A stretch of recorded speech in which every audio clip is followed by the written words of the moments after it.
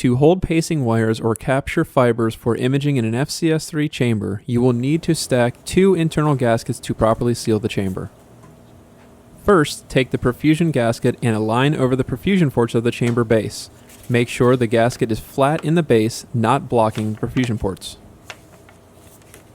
Take the microaqueduct slide with grooves facing up and align over the perfusion ports of the chamber base. If the slide is not flat on top of the perfusion gasket or aligned with the perfusion ports, damage will occur to the slide. Take 1 internal gasket and place on top of the microaqueduct slide. In this assembly demonstration, we are using 0.5 mm thick and 30 mm round gaskets. Place your fiber or pacing wires across the chamber aperture on top of the first internal gasket.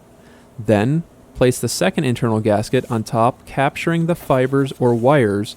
Make sure this gasket is flat onto the first gasket. If cells are on the 40 mm cover slip, be sure to place the cells toward the chamber. Make sure the cover slip is flat against the internal gasket. Align the pressure plate onto the chamber. Then install the top. Be sure to tighten the top to keep the chamber sealed.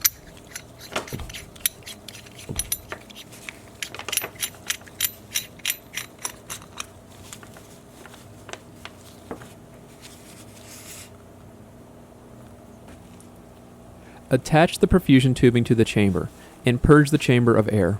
It is best when initially perfusing to hold the outflow side of the chamber up at a 45 or 90 degree angle from the table. The inflow should be at the lower side or table side of the chamber to allow gravity with perfusate to help push all the air out of the chamber. Sometimes you may need to tap on the chamber while perfusing to help release any stuck air bubbles. If you would like to pressure test your chamber using a pressure gauge, connect to the outflow side of the chamber after purging air fully inside the chamber.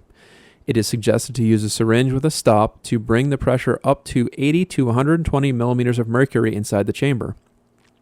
Pressures above 120 can cause the cover slip to fracture and break. This chamber has sat for 30 minutes with no pressure change, indicating a fully sealed chamber. This is not required or necessary for experiments, but if you are having assembly issues, it can be used as an aid for training.